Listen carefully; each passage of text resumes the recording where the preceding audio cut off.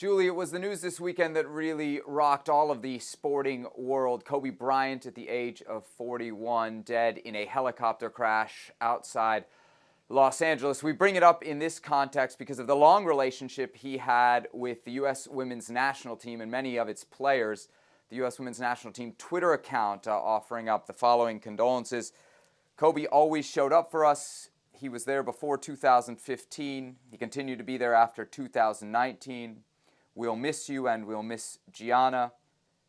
Rest in peace, friend. We'll carry that Mamba mentality forever. Julie, it's interesting, as the tweet notes there, Kobe Bryant has been around this U.S. women's national team for a really long time, perhaps before it became very popular for prominent male athletes to be around this team.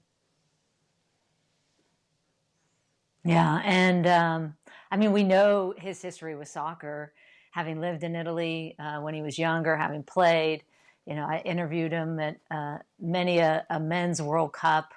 He was in South Africa. He was in Brazil. And then, you know, he was, of course, around the women's team a lot and a big fan of the women's game. And in large part, and I think this is one of the things that hits home to so many. And when you see him in his role as a dad, I mean, everyone knows him, of course, as a superstar athlete. But when you see how much it meant to him to show his girls the importance of seeing other women playing professional sports and not just soccer. Of course, he was at a lot of our soccer games, but also when you hear the stories from the WNBA and so many other women's sports. For example, just yesterday I found out he was supposed to speak this Friday because the USA women's ice hockey team, the Olympic team, is in town training, and he was coming over to speak with them. And I heard from some of my friends on the USA women's ice hockey team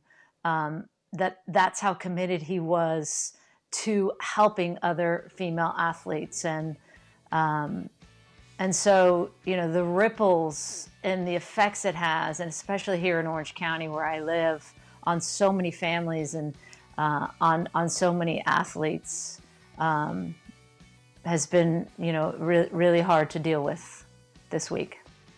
Julie, the last game I covered for the U.S. women's national team was the first game of the Victory Tour. Kobe Bryant was there at the Rose Bowl in Pasadena with his daughters, speaking to the longevity of just how long he's been around this team. The first game I ever covered for a national TV company of the U.S. women's national team was back in 2014. It was in San Diego. It was supposed to be kind of a mundane, friendly against China. It turned out to be Jill Ellis's first game in charge after Tom Sermanni was fired. It was in San Diego. It wasn't in L.A. It was when there were only 2 stars on the U.S. women's national team jerseys before a lot of this fanfare.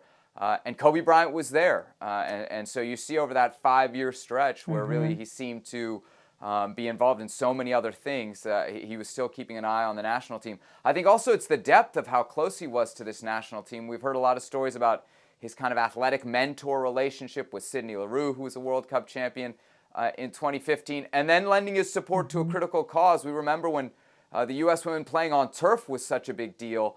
In 2014, he and Kevin Durant kind of brought that to social media, highlighting that women needed to not be playing on turf anymore. So it wasn't just the support and kind of being at games, but he really seemed to be up to date on what the current issues were in women's soccer.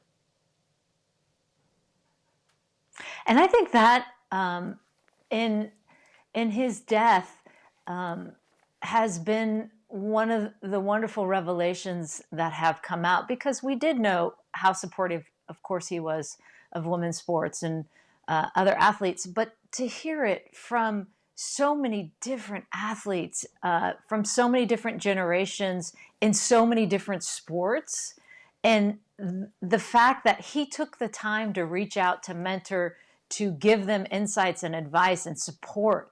I mean, the time that takes for athletes to do, and to do it as one of the all-time greats for so many, and to see the impact he's had, has been tremendous. And to see how much he cared about leaving that legacy for his girls as a dad has been so wonderful to see.